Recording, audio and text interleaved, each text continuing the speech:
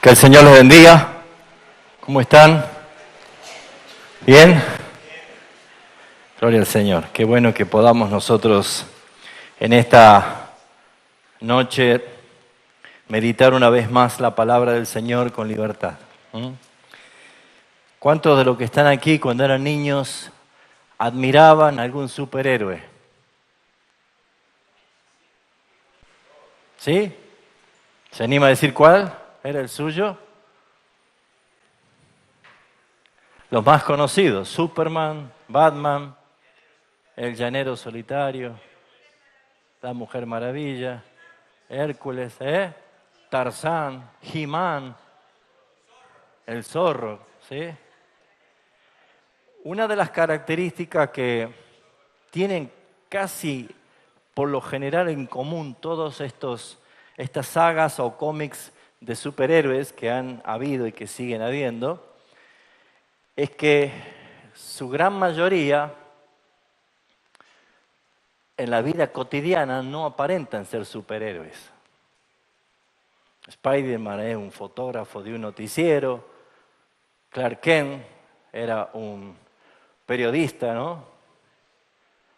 Y así podemos ver el zorro, Diego de la Vega. ¿Quién puede pensar que era el zorro, no?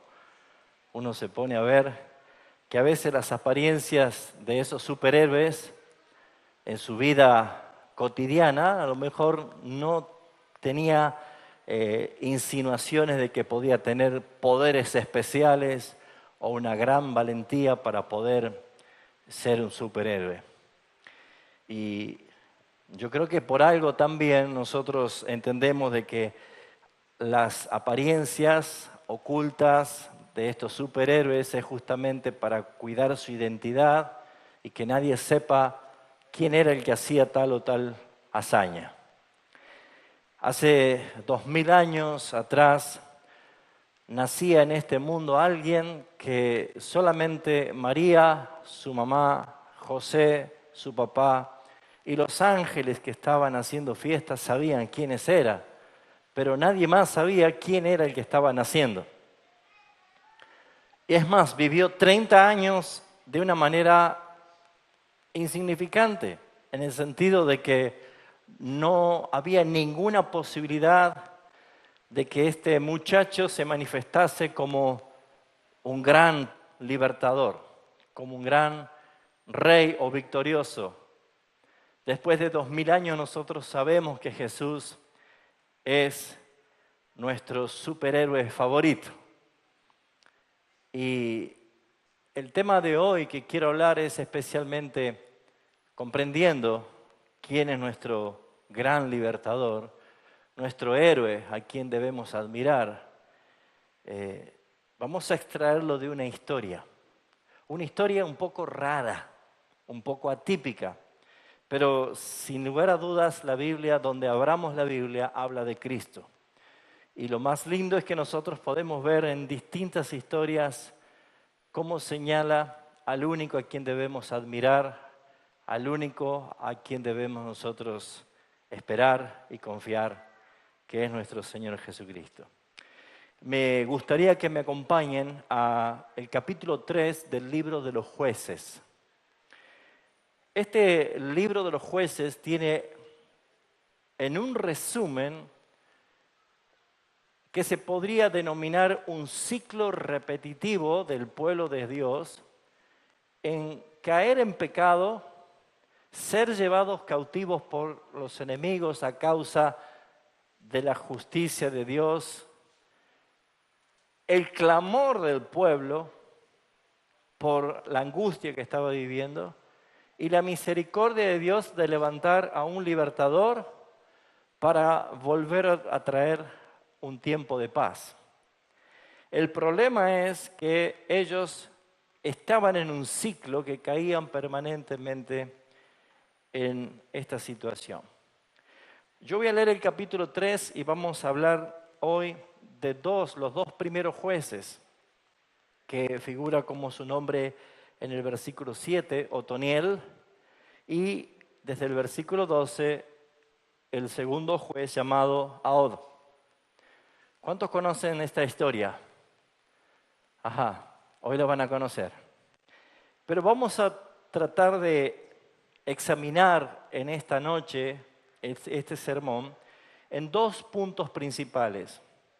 El pueblo bajo pruebas de propósito y, en segundo punto, las características de un libertador inesperado. Acompáñenme a la lectura del capítulo 3 del libro de los Jueces. Estas, pues, son las naciones que Jehová dejó. ¿Cuál era el propósito? Para probar con ellas a Israel, su pueblo, a todos aquellos que no habían conocido todas las guerras de Canaán, solamente para que el linaje de los hijos de Israel conociese la guerra, para que les la enseñasen a los que antes no la habían conocido. Los 5 príncipes de los filisteos, todos los cananeos, los sidonios, los heveos que habitan en el monte del Líbano, desde el monte de Baal Hermón hasta llegar a Lamat. Versículo 4. Y fueron para, ¿qué cosa? Para probar con ellos, con estos enemigos, a Israel, para saber si obedecerían a los mandamientos de Jehová que Él había dado a sus padres por mano de Moisés. Así los hijos de Israel habitaban entre los cananeos, los heteos, amorreos, fereceos, heveos y jebuseos. Y tomaron de sus hijas por mujeres y dieron a sus hijos los hijos de ellos. ¿Y qué hicieron? Y sirvieron a sus dioses. Hicieron pues los hijos de Israel lo malo ante los ojos de Jehová. Todo lo ve el Señor.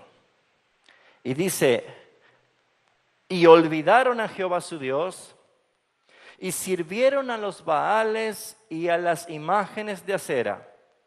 Y la ira de Jehová se encendió contra Israel y los vendió en manos de Cusán Risataim, rey de Mesopotamia.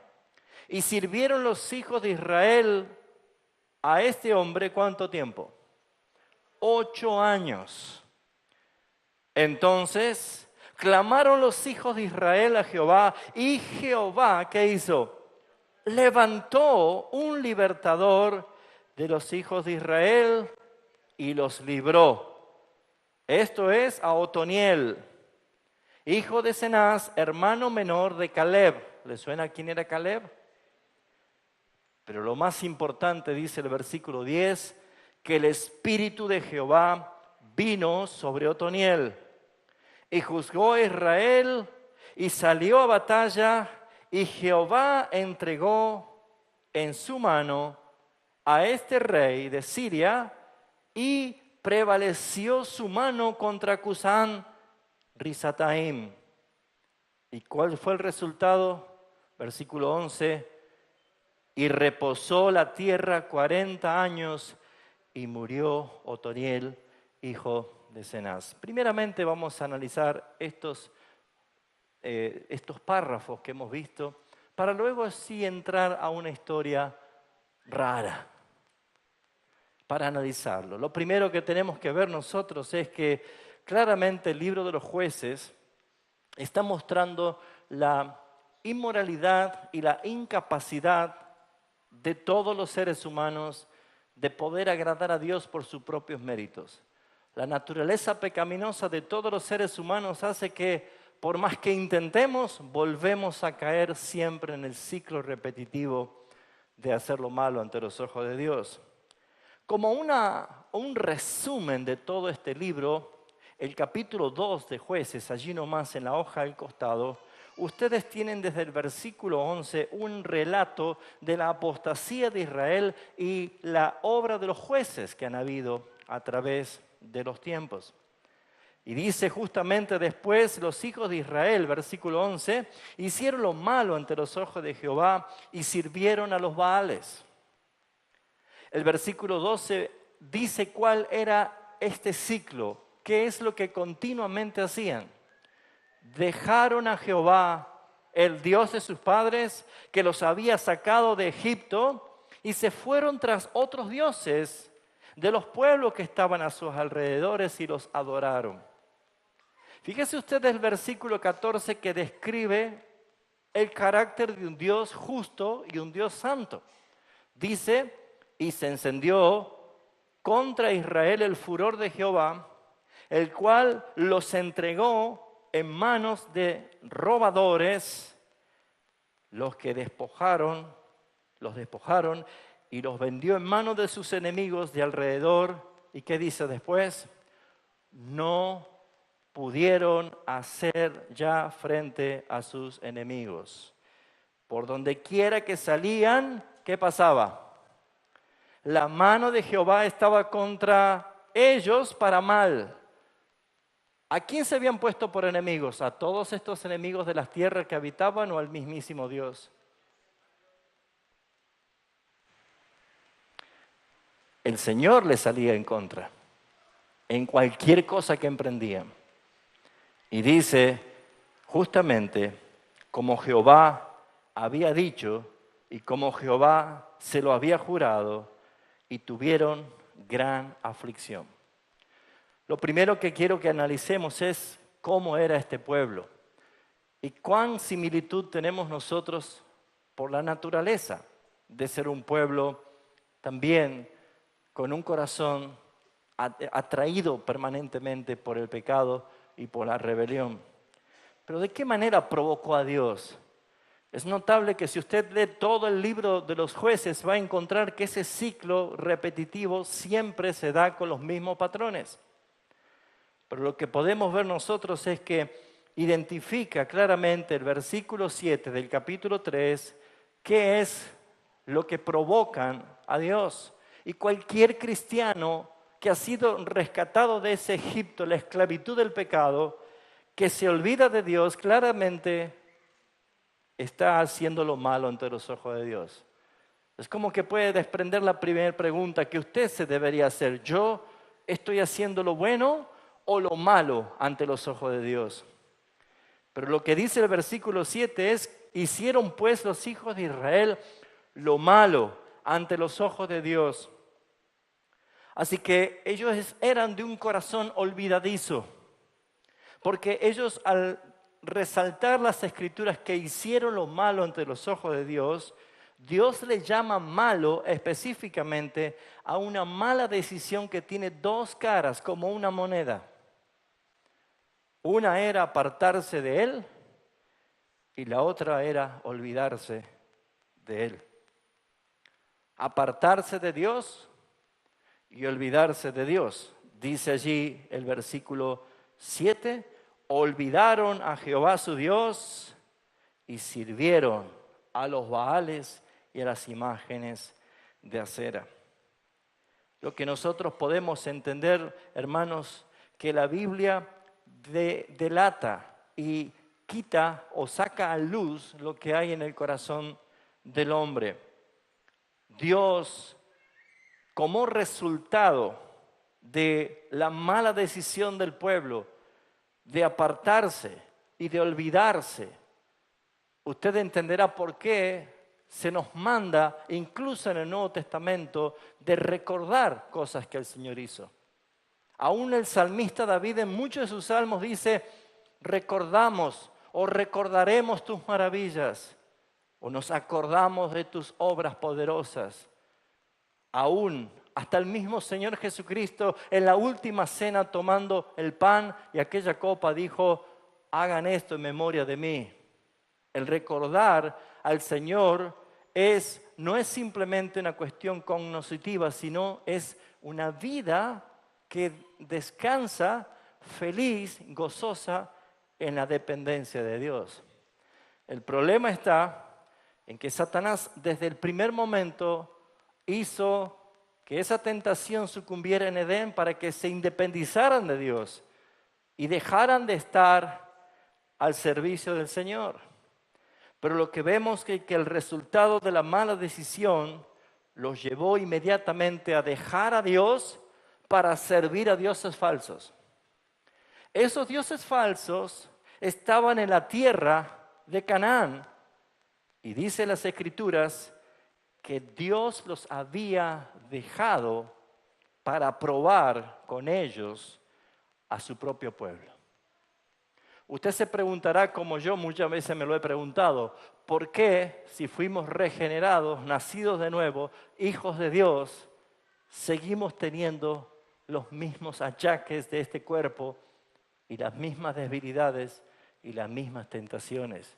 ¿Por qué el Señor no hizo ya una obra de liberarnos para que le sirvamos con más fuerza? Pero es que, mis hermanos, justamente el propósito de Dios, como dice el versículo 4 del capítulo 3, era justamente para probar con estos enemigos a su propio pueblo, pero también para saber si iban a obedecer sus mandamientos. ¿Y saben cuándo nosotros tenemos que decidir qué hacer, si obedecemos a Dios o rechazamos a Dios? Cuando estamos en medio de una prueba. No cuando estamos bien. Cuando estamos bien y la vida nos sonríe y todo está en calma, nosotros podemos cantar y alabar al Señor y decirte, seguiré, Señor, a donde quieras que vayas. Pero cuando viene el momento de la aflicción, el momento de la prueba, cuando viene el momento de grave angustia, nosotros allí es donde tenemos que saber decidir. Y nuestra actitud va a mostrar si nosotros agradamos o desagradamos a Dios. Por eso es que el motivo de probar al pueblo de Dios era la intención, pero el pueblo volvía a escoger mal, por eso es que era un ciclo repetitivo. Fíjense ustedes que hasta el versículo 4 está diciendo por qué causa Dios había dejado a esos pueblos enemigos para probar a su propio pueblo y para saber si su pueblo le amaba tanto con tal manera de obedecer sus mandamientos. Pero el versículo 5 y 6 nos da el resultado trágico. Los hijos de Israel habitaban, convivían, estaban ellos haciendo alianzas humanas. Y esto bíblicamente se llama yugo desigual. Con todos estos pueblos a quien Dios había puesto para ver cómo iban a reaccionar. Versículo 6. Tomaron para sí sus mujeres, se juntaron, se unieron. Y lo que dice el versículo 6 al final, terminaron sirviendo a otros dioses. ¿Por qué se cree, mis hermanos, de que la Biblia nos dice claramente no améis al mundo ni las cosas que están en el mundo? No es porque los placeres de este mundo sean peligrosos, porque los placeres de este mundo son temporales. El problema está en la intención de mi corazón, de qué es lo que yo hago. Si termino yo prendando mi vida a este mundo, lo que podemos ver nosotros es que ese ciclo repetitivo, hasta el día de hoy, se sigue dando en la vida de los cristianos. ¿Cómo actúa Dios?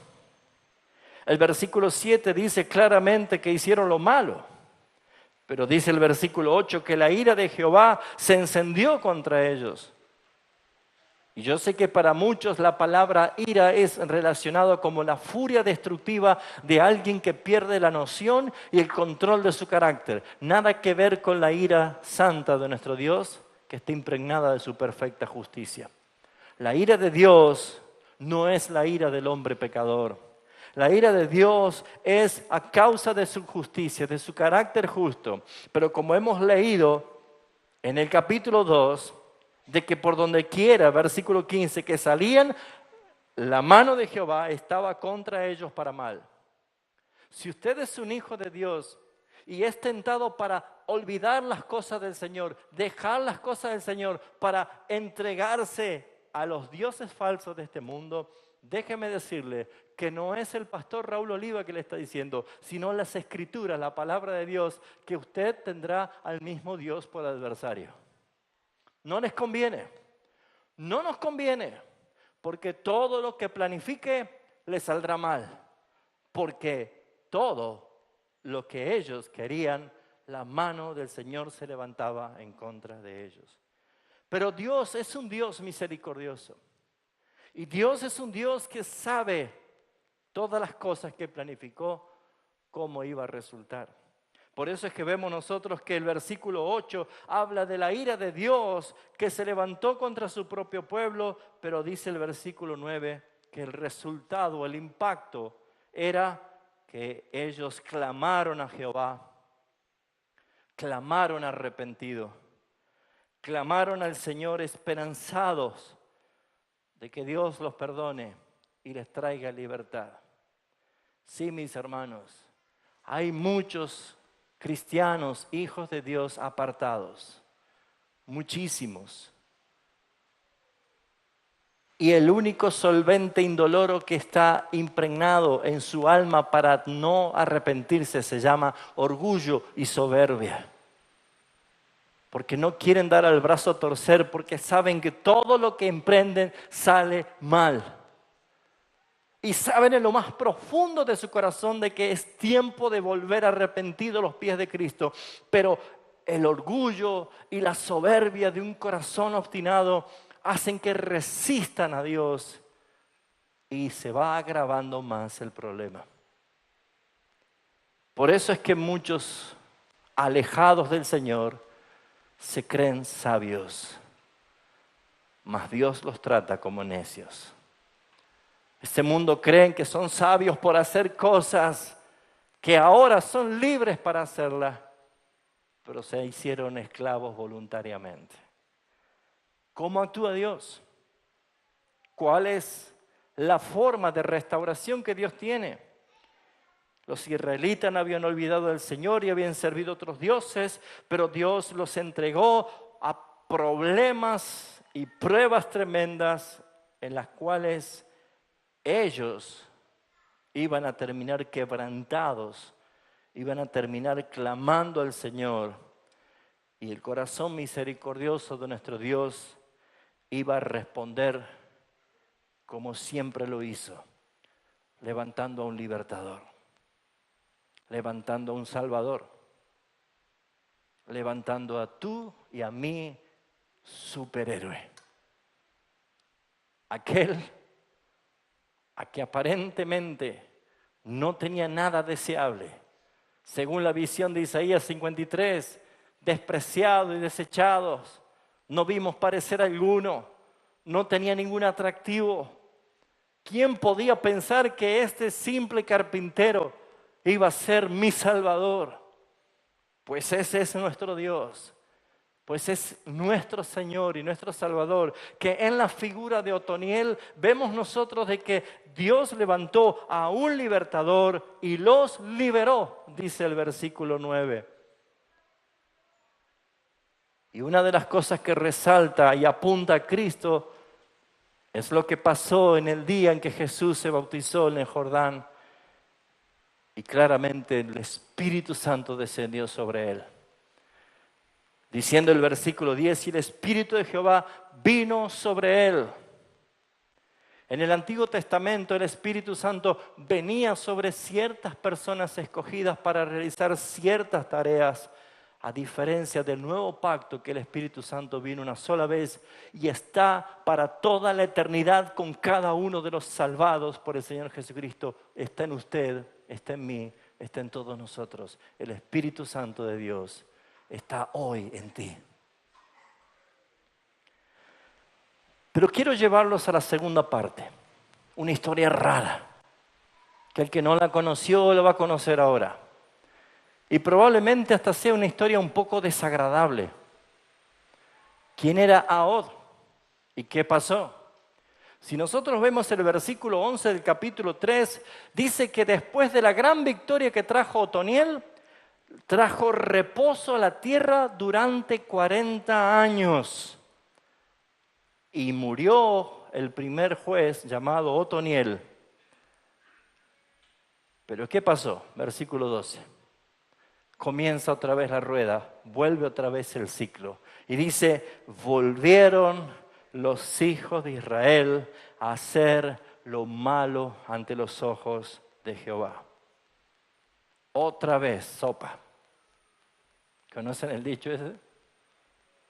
Otra vez lo mismo. Y así somos. Esa es nuestra naturaleza. Con la diferencia que los libertadores y jueces que había en el Antiguo Testamento les daba libertad y luego morían. Y volvía el pueblo a rebelarse. Clamaban a Dios. Dios levantaba un nuevo libertador.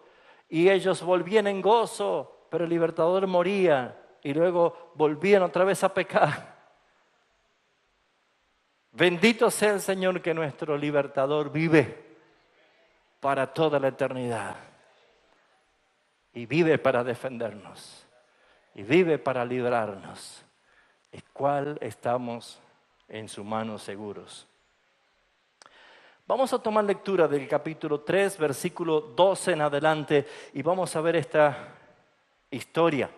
Y usted dirá, pastor, ¿qué vamos a sacar de esta historia? ¿Qué enseñanza puede haber aquí? ¿Dónde está Cristo en todo esto? Volvieron los hijos de Israel a hacer lo malo ante los ojos de Jehová. Y Jehová fortaleció a Eglón, rey de Moab. Este era un enemigo contra Israel por cuanto había hecho lo malo ante los ojos de Jehová.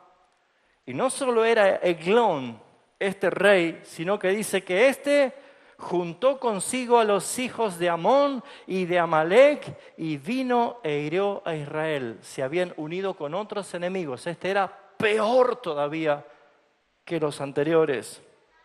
Y hirió a Israel y tomó la ciudad de las palmeras, que para aquel entonces era conocida como Jericó, la primera ciudad que había tenido victoria Josué para entrar a la tierra prometida.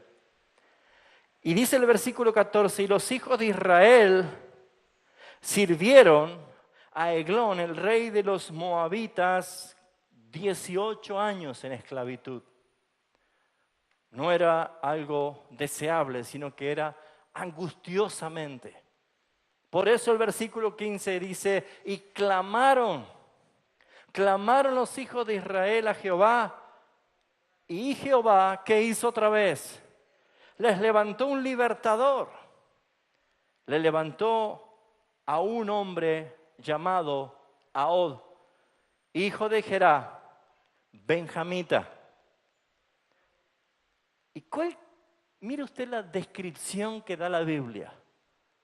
Este era zurdo. ¿Cuántos zurdos hay en esta noche aquí? Levante la mano derecha.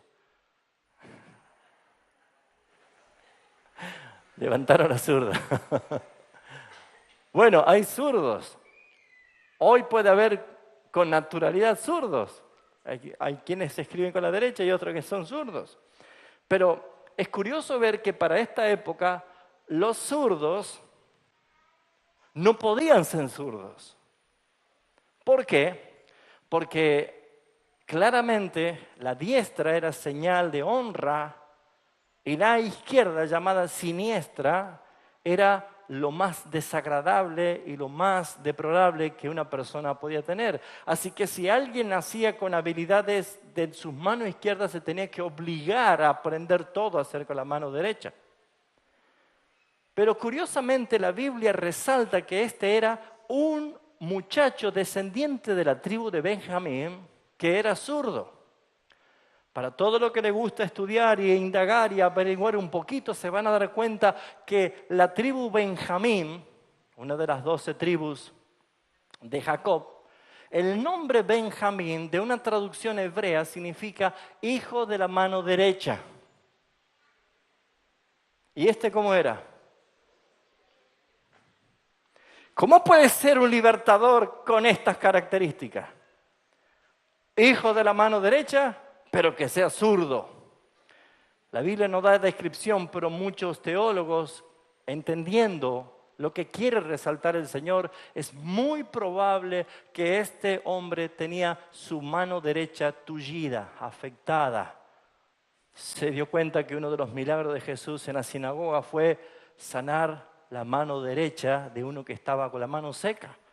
Pero es muy probable que este hombre era un hombre que tenía su mano derecha atrofiada, por eso que era zurdo. Por lo tanto, era alguien despreciado, alguien desechado.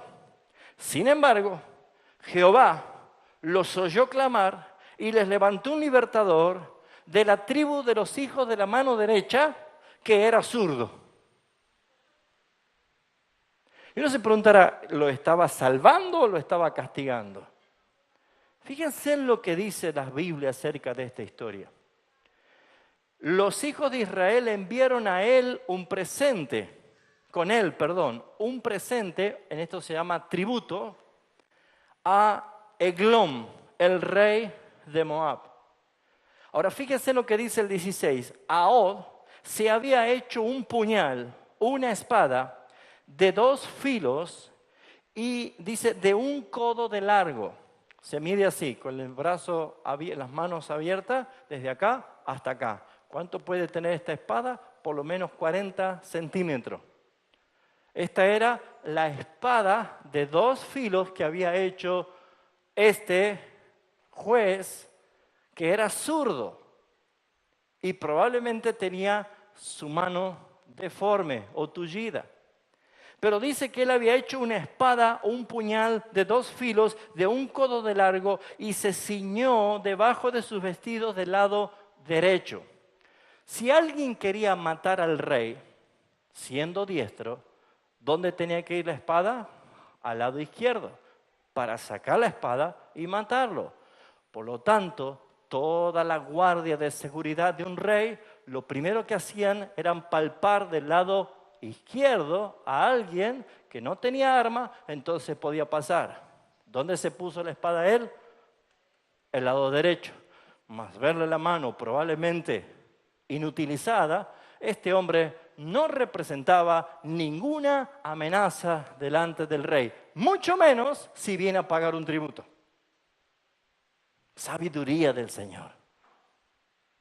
Dice la palabra que él se ciñó su vestido y se lo puso del lado derecho. Note usted de las referencias que da la Biblia. Y entregó el presente al rey Eglón de Moab. Y era Eglón un hombre, ¿cómo dice? ¿Cómo? ¿Qué quiere decir que era grueso? Obeso. Muy gordo. Descripción, algunas versiones que debe tener allí debe decir que era muy gordo, obeso. Este rey, probablemente con tantos tributos del pueblo esclavizado, era tan obeso por todo lo que comía y dice que Ahod entró allí, le dio a él su tributo y dice el versículo 18, y luego que hubo entregado el presente, ¿qué hizo Ahod? Despidió a la gente que lo había traído, o sea, la gente que lo acompañó a él le dijo, vayan, déjenme solo, vayan tranquilos, déjenme solo. Yo estoy resaltando cosas que vamos a ver a Cristo acá. Pero ¿qué hizo después? Versículo 19. Mas él se volvió de un patio donde estaban todos los ídolos y le dijo, Rey, una palabra secreta tengo que decirte. Entonces el rey dijo, calla, no diga nada. Silencio. ¿Qué es lo que quería? Quedar a solas. Y le dice, y salieron de delante de él todos los que estaban. O sea que quedó el rey y Ahod. Entonces se acercó a Ahod, estando él sentado solo en su sala de verano. No era en el palacio real, era una sala de verano, que quiere decir era un lugar confortable donde el rey podía estar de entre casa, tranquilo, cómodo. Una de las cosas que tenía esta sala de verano era un terrazón grande, una terraza con una vista, con una entrada de aire muy, muy cómoda, y tenía su baño, tenía sus mesas de banquete donde podía comer, era su lugar de descanso. Eso se llama sala de verano. Allí quedó solo Ahod, el rey obeso, su manito tullida y su espada de 2 filos al lado derecho. Ahora fíjese en lo que dice, versículo 20. Se acercó a Od, estando él sentado solo en la sala de verano, y a Od le dijo, lea conmigo fuerte, ¿qué le dijo? Tengo palabra de Dios para ti. ¿No le suena conocido en este tiempo eso? Hey, tengo una palabra de Dios para tu vida. Wow.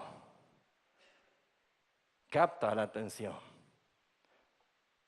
El rey, cuando escuchó esto, con toda su obesidad, ¿qué sucedió? ¿Qué hizo? Dice, se levantó de la silla, muy cerca. Hay algo secreto, le dijo, por lo tanto él se habrá levantado para poner el oído cerca de la boca de este hombre, que ante los ojos de todo lo demás era inofensivo. No podía usar su mano derecha por su incapacidad, no podía usar su mano izquierda y no podía tener arma en el lado izquierdo. Cuando él se levantó para oír lo que le iba a decir, versículo 21 dice, entonces alargó a Od su mano izquierda y tomó el puñal de su lado derecho. ¿Lo ven?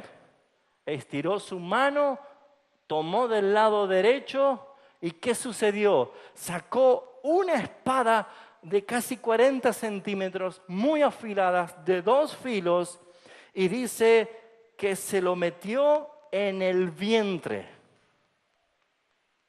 Espero que no sea impresionable, pero la Biblia dice qué es lo que pasó. Dice, de tal manera que la empuñadura entró también tras la hoja. O sea, si este era el tamaño de la hoja y este era el tamaño de la empuñadura, dice que entró también la empuñadura también. Eso quiere decir que hasta la mano entró, ¿no? Pero no dice solo esto, dice, wow, entró también tras la hoja y la gordura se cubrió la hoja, o sea, desapareció la espada en el vientre de este hombre obeso. Porque no sacó el puñal. ¿Dónde dejó el puñal? Lo dejó adentro. Lo dejó dentro de su vientre. ¿Y qué dice? Le salió estiércol, la materia fecal. Le reventó los intestinos. Usted dirá, pastor, ¿qué historia está hablando? ¿Dónde vamos a ver a Cristo aquí?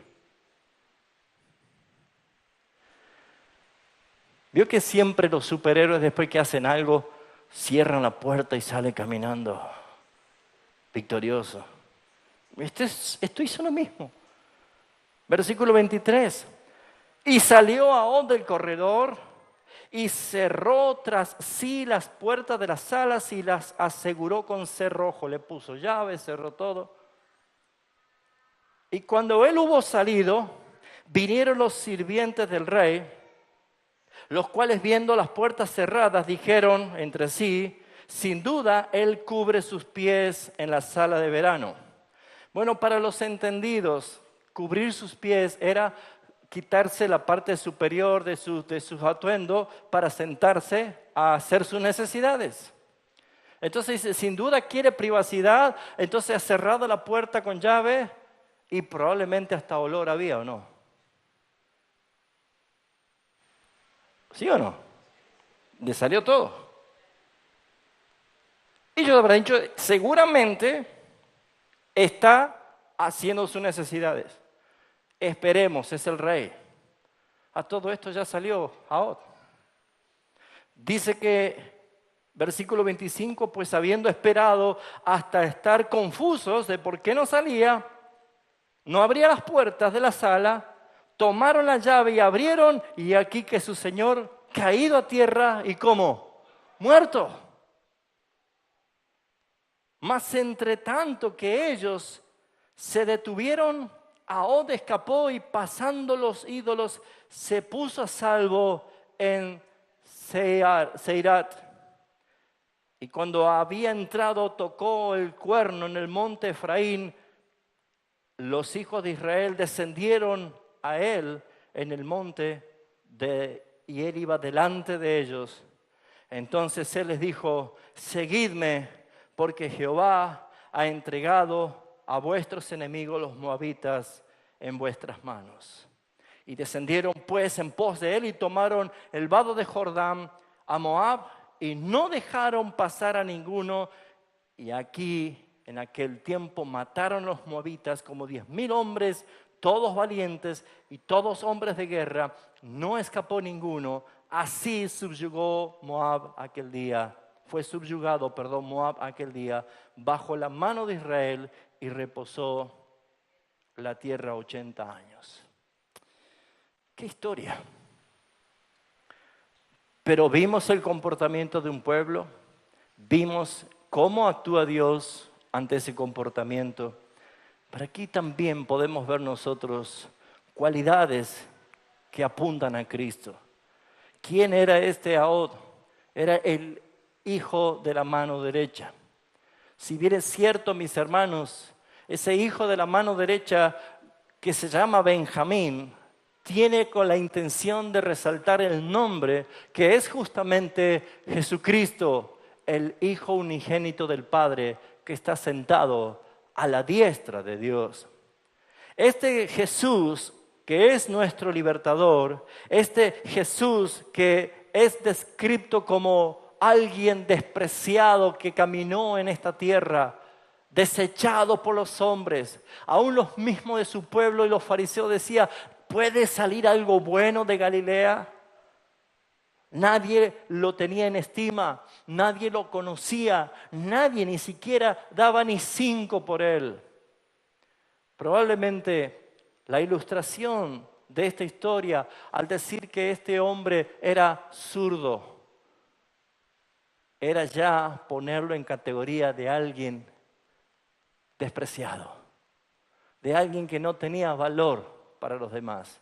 Un zurdo no podía ser un rey, un zurdo no podía ser un guerrero, un zurdo no podía tener ninguna esperanza, más que bueno, te pasó a ti, ¿qué va a ser? Y mucho menos teniendo el nombre de benjamita. Eres un zurdo, una persona inservible. Sin embargo, Dios levantó para liberar a su pueblo a quien menos esperaba. Dios levantó a alguien que nadie esperaba, de acuerdo a los pactos y las profecías de quién iba a ser el heredero del trono de David. No podían aceptar, y aún el pueblo judío hasta el día de hoy no quiere aceptar que aquel Jesucristo que nació hace 2000 años fue el escogido del Padre para traer libertad a su pueblo.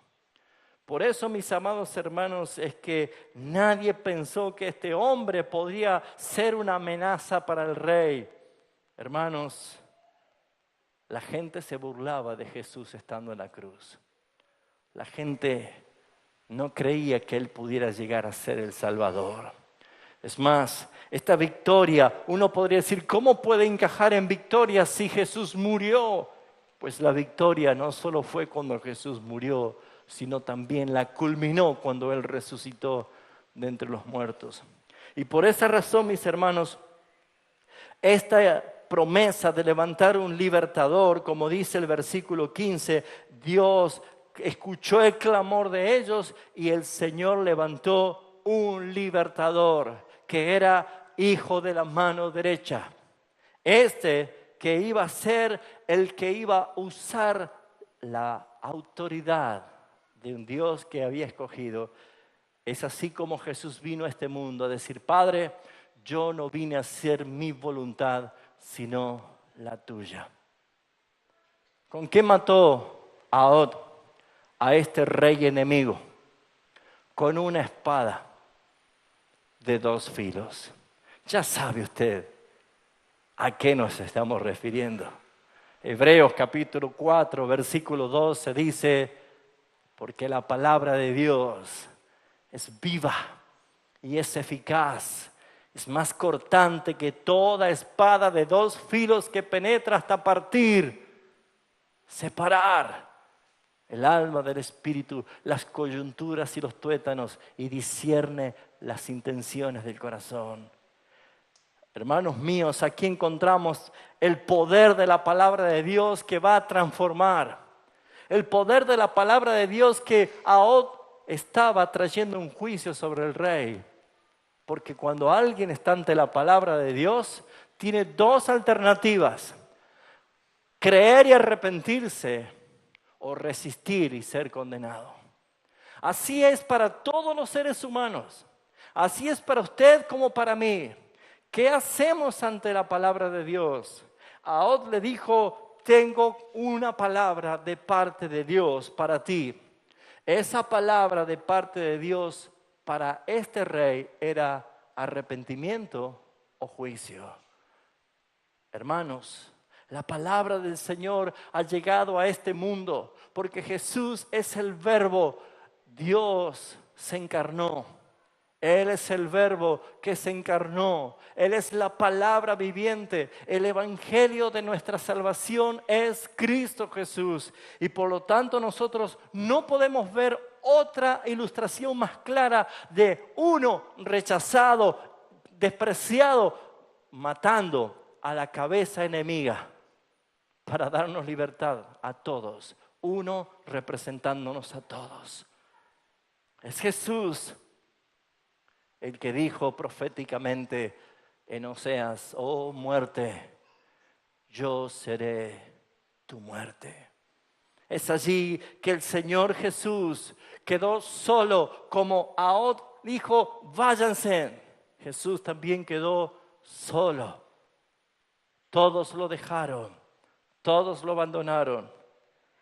La astucia que usó Ahod, engañando a todos y burlándose de todo al ocultar bajo sus vestidos, sus faldas en la pierna, no significa que Jesús usó astucia para engañar, sino que habla justamente de la virtud de ir Él encarando la cruz y encarando justamente el castigo de la ira del Padre, con su rostro erguido, sabiendo lo que estaba haciendo.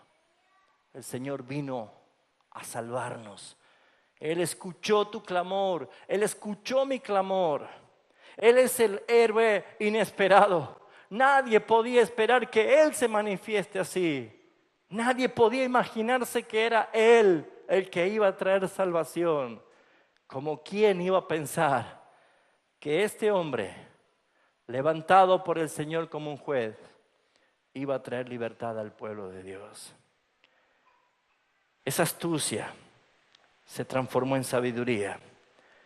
Se quedó solo ante su principal enemigo y él mató a su enemigo con la espada. Hermanos, la palabra de Dios da vida o la palabra de Dios condena. Todos nosotros tenemos la posibilidad de tener la palabra de Dios, la Biblia, en nuestras manos. ¿La crees? Hermanos, tenemos un Dios misericordioso. Es maravilloso. Él es el Dios que va a salir en defensa tuya, en defensa mía, cuando aún quizás menos lo esperamos. Porque Dios no siempre trabaja con lo que nosotros llamamos métodos normales. Nunca Dios hizo cosas lógicas a la mente humana. Desde Génesis hasta Apocalipsis, todo lo que Dios hizo, irrumpiendo para traer solución, liberación a su pueblo, fueron cosas que no eran lógicas.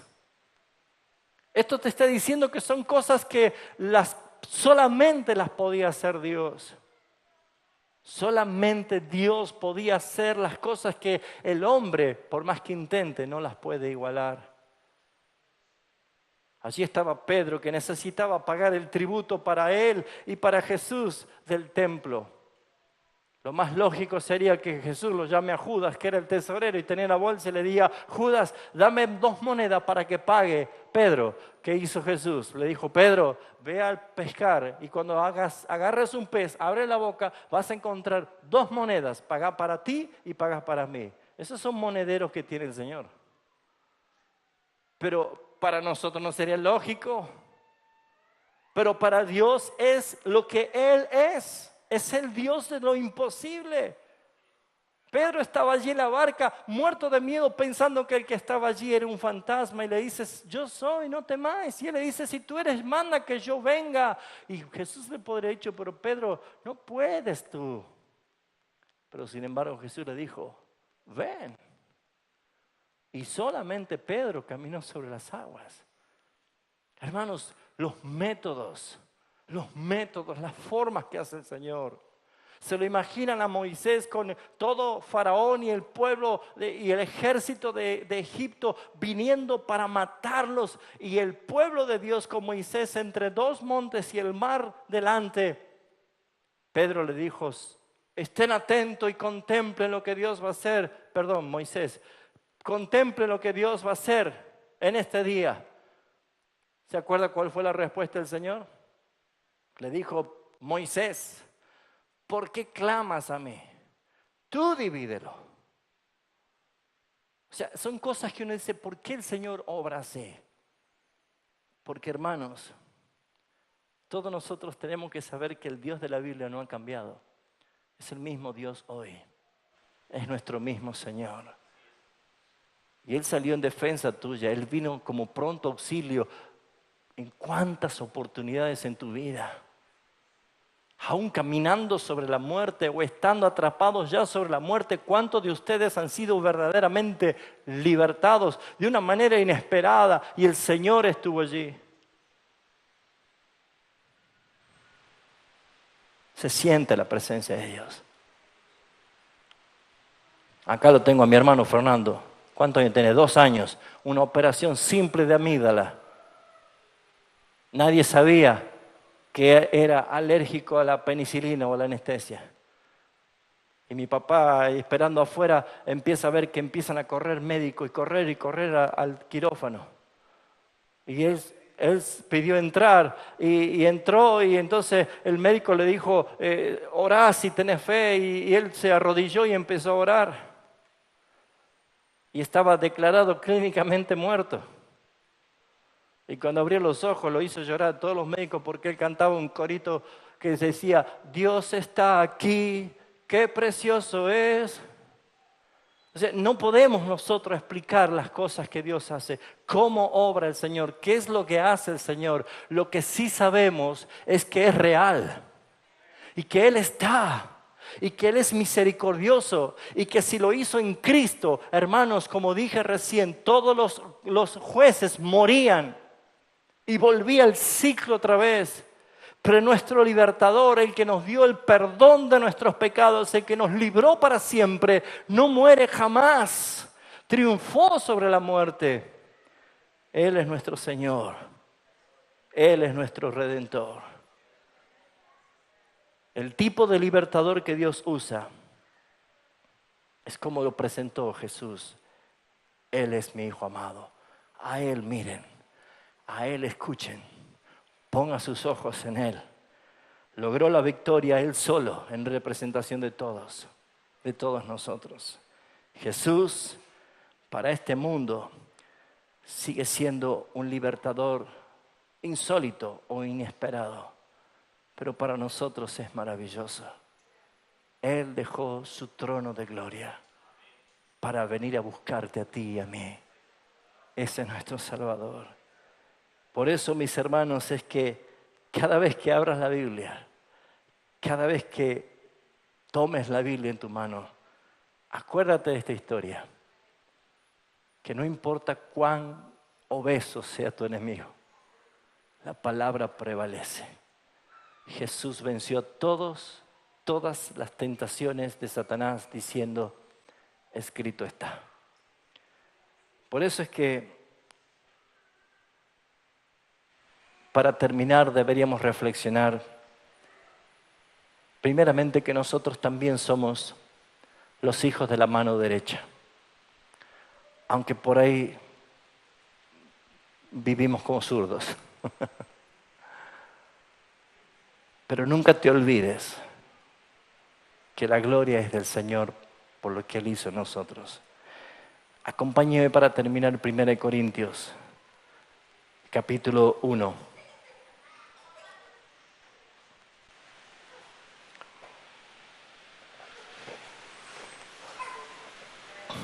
1 Corintios capítulo 1. Recuerda quiénes somos nosotros. Nunca te olvides. Versículo 25 dice, porque lo insensato de Dios es más sabio de los hombres, y lo débil de Dios es más fuerte que los hombres. Pues mirad, hermanos, vuestra vocación, que no seáis muchos sabios según la carne, ni muchos poderosos, ni muchos nobles, sino que dice, lo necio del mundo escogió Dios para avergonzar a los sabios, y lo débil del mundo escogió Dios para avergonzar a lo fuerte, y a lo vil del mundo y a lo menospreciado escogió Dios, lo que no es para deshacer lo que es, a fin de que nadie se jacte en su presencia. Nunca te olvides, hermano querido, que por más acusación que puedan hacer contra ti, nunca quieras defenderte, nunca quieras ponerte en una elevación más de la que debes tener. La Biblia dice que tú y yo fuimos escogidos no por ser los mejores, aún siendo los más despreciados, los más viles, Dios nos escogió. Ese Ahod no solo habla de Cristo, sino también habla de quiénes somos nosotros, porque nuestra misión es seguir llevando la espada de Dios, que es su palabra, a todo lugar, para que la obra de la salvación de Jesucristo llegue a toda persona que escuche el mensaje de salvación. Y no te menosprecies y no creas que eres desechado, sino que quiero que sepas que Dios te escogió para que le sirvas. No hagas lo malo ante los ojos de Dios, olvidándote del Señor y dedicando tu vida a servir a los dioses ajenos en este mundo. Hermanos, estamos prácticamente concluyendo un año. Y esta debe ser nuestra evaluación. ¿Estoy terminando haciendo lo bueno o haciendo lo malo ante los ojos de Dios? Si hasta aquí te olvidaste de hacer las cosas para el Señor y servir al Señor, ¿sabes qué debes hacer? Arrepentirte y clamar al Señor. Ya no te va a enviar un libertador. Tu libertador ya hizo la obra. Ya estás sentado en el trono. Lo único que quieres es que tú lo reconozcas Señor de tu vida. Amén. Vamos a orar. Bendito Señor, glorioso Padre Celestial, cuántas gracias tenemos que darte a ti por tus planes soberanos y perfectos, porque tú eres el único que planificas perfectamente todas las cosas. Y entendemos, Señor, que a veces esos problemas o angustias o pruebas que pasamos no es castigo, sino que es prueba para saber cómo vamos a reaccionar nosotros. Si bien es cierto, Otoniel representó para nosotros a un libertador que vino, nos dio la victoria, pero luego murió. Señor, podemos tener momentos de victorias pasajeras, pero si no eres tú el que eres el libertador de nuestras vidas, las cosas volverán a pasar nuevamente. Por favor, Señor, te clamo a ti en esta noche por los que estamos aquí, que si alguno de los que estamos aquí está siendo tentado a dejar todo, a abandonar todo por las angustias, las pruebas, las dificultades, y quiere alejarse de tu iglesia, alejarse de tu comunión, que hoy entienda que el principal opositor, el que va a salir como adversario en su camino, en que nada va a hacer que resulte bien, eres tú mismo. Por eso, Señor, es que podamos ver tu misericordia y que podamos decir, Señor, gracias, porque si yo también te traté como alguien que insignificante para mi vida, tú me vas a decir, como dijo Ahod, sígame, ya la victoria es nuestra. Señor, gracias porque has muerto en la cruz y porque has resucitado y dejaste una tumba vacía y porque nos enviaste tu Espíritu Santo, quien está con nosotros para siempre. Bendice a tu iglesia en el nombre de Jesucristo y prepara a los hermanos a estar siempre, siempre llenos de ti, a no olvidarnos de tu gracia, tu gran amor y misericordia. Gracias, Padre, en el nombre de Cristo Jesús. Amén. Que el Señor les bendiga, hermanos.